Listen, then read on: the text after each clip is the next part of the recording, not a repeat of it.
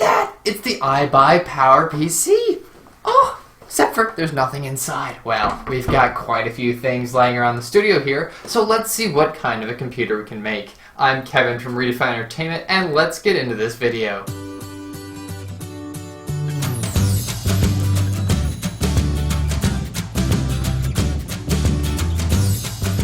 Okay, so to start this video off, this is going to be our case, as it's our basically only available case for this build.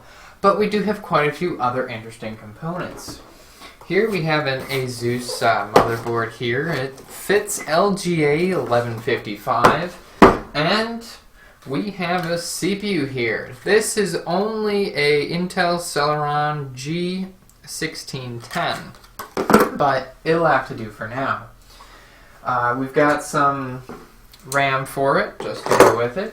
We've also got a pretty good EVGA GeForce GTX 650, or, oh, sorry, 560. Messing up the numbers. And we've got some fans and coolers and the power supply from the old computer and some hard drives. So let's see if this is even going to work first of all, because this is sounds like it's going to be quite a little sketchy build here. You know why? Well, we're starting out with this motherboard here, and 2 of the RAM slots don't work on it. I already know that. So let's just pull out the shield, and now we can put this box off to the side down there. But, so I already know these 2 RAM slots don't work, so we're not going to bother with using them because there's some bent pins in here. I've tried to bend them back. I've gotten it pretty good because I think some other stuff didn't work before, but I can't remember. It was quite a while ago when I did it. So why don't we even see if this is going to work, because this is our power supply that we have, right? This wonderful Allied ATX 350 watt switching power supply. And when I say it's sketchy is because, well, first of all, this is the CPU power. It is a 4-pin connector on this power supply. There's an 8-pin port here. So that's going to be interesting. Another interesting thing is that this has 2 6-pins that it needs. This doesn't have any PCI power, but I came prepared. I've got these 2 Molex to 6-pin adapters, so we will be seeing if those work. So why don't we start that? Actually, we'll bring this box back up here, set this on it, pull up our little arm here, take our CPU, carefully lifting it out of the case here, finding the arrow and aligning it up. There we go. So we've installed that. We're going to take our 2 RAM sticks. They're 4 gigs each, so we'll have a total of 8 gigs in the system, but we will put it there. And in the next slot over. If I can put it in correctly, we will. There we go. So you got that in. We're going to put our CPU cooler on first, which is just this little Intel thing, but this CPU is only a 55 watt chip, so we're going to take that.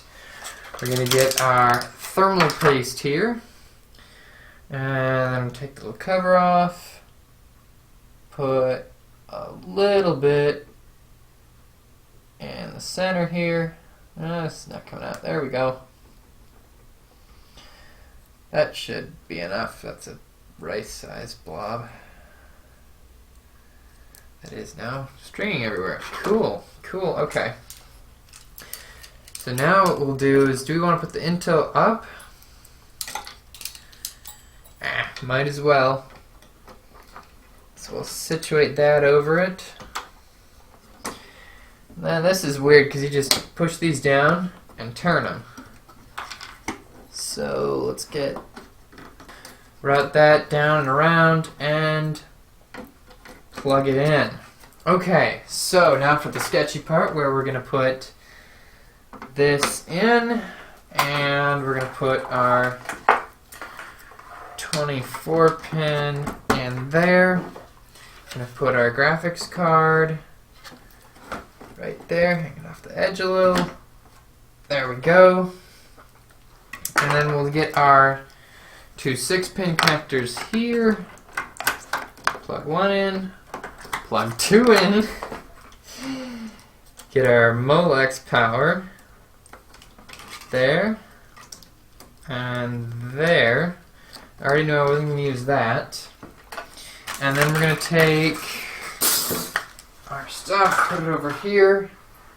Take a SATA cable, and one of these drives has Windows on it. I think it's this one.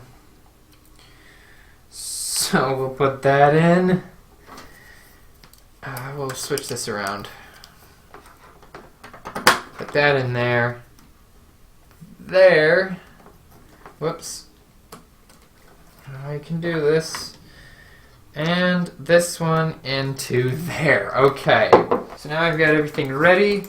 Let's see if this boots by taking this. We've got power on the board there. That's good. And the power switch is these two pins. So if we short those two, the graphics card is turning on. CPU, we can hear that's going nicely. So good, good, good, good. Very good. And it posted. Very nice. That is what I like to see. So, got keyboard and mouse. New CPU installed. Yep. That's good. Oh, nice BIOS here, so we can see what we are here. We're doing good on our temperature on our CPU and stuff. That's very good. Haven't done much, so what we're going to do is just code changes and exit. We have it repower up again, and we're going to see. There's Windows. I knew we could do it. This is going to be a good build. A little bit of stuff, maybe not entirely recommended. I would definitely get a different power supply. But, yeah, okay. Let's take all of this, put it in the case, cable manage it, get some of the other stuff in, and I'll see you when that's done.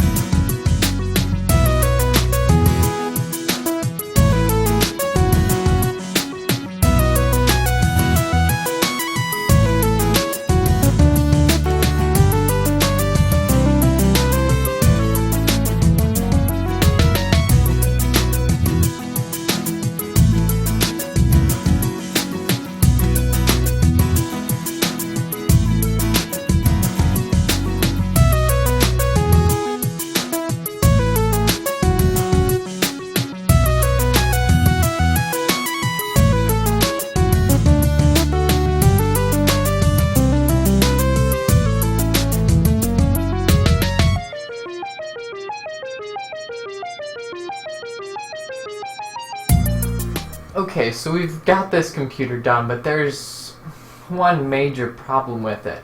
It seems to be the graphics card. So here I had one of my favorite games, Overwatch, and we're in a little training session here. So if I pick May and hit continue, as you can see, look how bad this is. We're getting 15 frames right now, and this is on the lowest settings it can go. I think it's even on, if we look here in our options video, we're on low, and under advanced we're at only 50% render scale.